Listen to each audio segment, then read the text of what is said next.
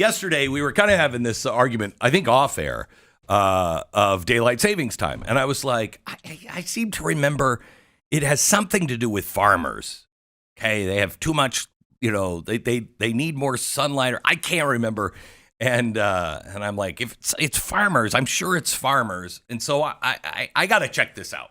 Because if it's about farming, I'm for it. And it's a good stance. Good stance. That's how we get a giant $500 billion farm bill every year. Right. Is it about farming? Then I'm for it. For it. So here is the. So I said to you yesterday, I'll do my homework. Yeah. Let me look into where it started. I'm very interested in where we landed on this. Not going to believe. Okay. So if you start looking in all the dark corners of human history, you find a man named Benjamin Franklin.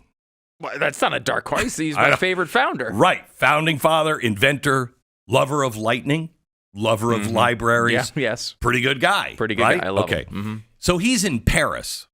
And in 1784, he writes. Now, remember in America, he wrote an op-ed under a pseudonym, a nom de plume. And it was all just comedy, basically. He was just ripping things apart comedically, okay? Well, he does this in the Journal de Paris. And he writes this letter because he thinks the Parisians are lazy. Now, who would have thought that? Where did that come from? Jeez. I don't know how things have changed, huh? So he said, I've got an idea. First of all, I can save you a fortune on candles.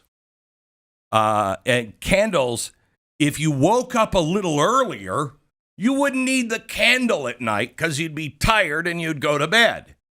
So in this, he said, and we should tax shutters.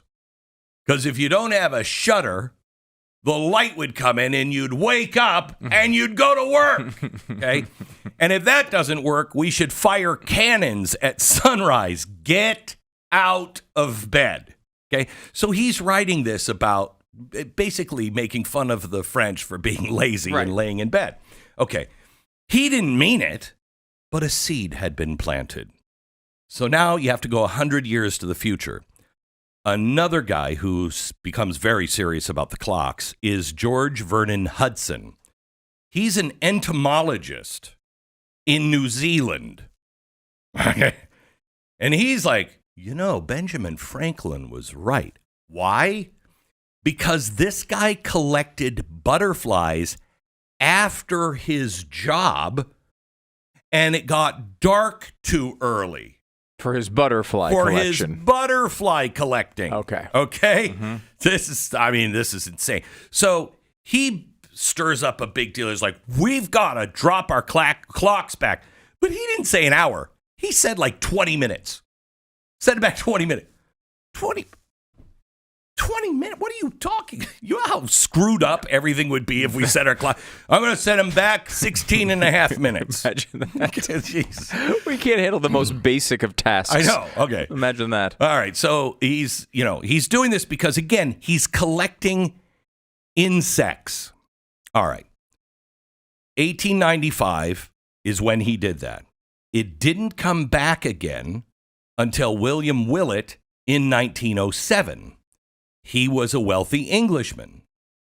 He said, just like Benjamin Franklin, except he was sincere about it, nobody's working anymore. Why can't? Now, you got to remember, this is a wealthy Englishman. So he's like, why aren't my workers out on the plantation early in the morning? I should be woken up by the sound of hard work. So he says, this is a waste. And he writes a pamphlet, A Waste of Daylight. He also suggests we only turn the clocks back 20 minutes. All right. So he lobbied Parliament. Nobody listened to him. Okay. 1916, the beginning of the Great War. All across Europe, countries are desperate to do what? What do they fight? What are they doing? They're fighting, right? Mm-hmm. If you're fighting, what do you need? Don't think daylight. What do you need? Night. No. No, forget the time. Okay. What is valuable? What's valuable is armaments. Okay? Okay. Yeah, and how do you make armaments back then? Coal. Okay. So they want the light to last as long at night as possible. So the coal plants are taking all the coal instead of giving it to people for energy in their houses so they can turn on all their lights. They can make armaments. So they have a shortage of fuel, of coal. All right. That was a winding road. I would not have gotten there on my own. This is why I did this dusty work yesterday. Yeah, yes. Okay. Suddenly, Germany is like, hey, wait a minute. Remember that guy Germany did this, not England. Germany said, remember that guy who was in Parliament who said that you should set the clock back? And they're like, yeah, 20 minutes. And so a German said, how about a full hour? Would that save things? April 30th, 1916, Germany was nothing good comes from Germany. Well, I'm sorry. Really good desserts. Really good desserts. Other than that, nothing good. Well, okay. BMWs are pretty nice. Mercedes, pretty nice. But other than that, nothing comes out of Germany that is good. Aren't you German? There's a few exceptions. Okay. So all across Europe, the war is raging. Germany sets their clocks back so they can have the daylight, so they're not wasting coal. And England is like, hey, wait a minute. 6 weeks later, England joins in. Then Europe joins in. Everybody's doing this for the war effort. Then Wilson comes in, and he does it as well in the United States. So the first time it ever happened was under Woodrow Wilson. I could end the story there, and that explains why I'm now not for daylight savings time. I could end it there. So after Wilson, because of the progressives, this is so amazing. Think about this in history. The progressives in 1919 became very unpopular because Woodrow Wilson had had a stroke his last year in office, was absolutely incapable of running anything in the White House. He wasn't in charge. His wife was. Does any of this sound familiar? And he had taken America and pushed it into socialism. And we had lost freedom. And it scared the American people because at that time they knew the Constitution. And it had happened in 8 years, and they're like, we got to get away from this. And so they reversed it. And all the things he did, they reversed, including daylight savings time. And then World War II happened. And FDR came in. And he called it wartime. And he did it for the same reason, to save on coal, save energy. So to conserve resources again, we put in wartime, and then we never let it go. So 70 countries now still observe daylight savings time. That's a third of the world. Across Europe, the clocks spring forward, fall back like clockwork, pun intended. It's called, over in Europe, it's called summertime. In North America, United States, Canada, and Mexico, we're still dancing to this tune, except Mexico is starting to opt out.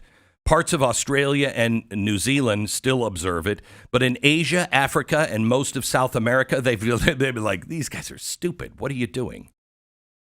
They're like, yeah, that's not a really, I mean, we don't have candles anymore or coal.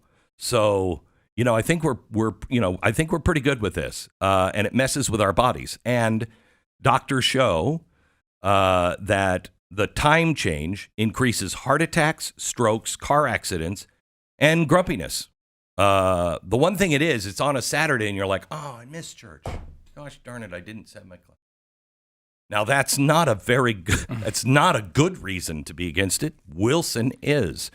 Your kids miss buses. Anyway, so that is what happened. Now, if Donald Trump comes in and says, we're getting rid of daylight savings time, that means The sun in Boston will come up at 4:07 a.m. Like 4:11 in Minneapolis. Around the same in Seattle.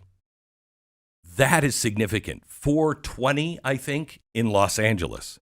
But it's still light until 7 o'clock at night, 8 o'clock at night.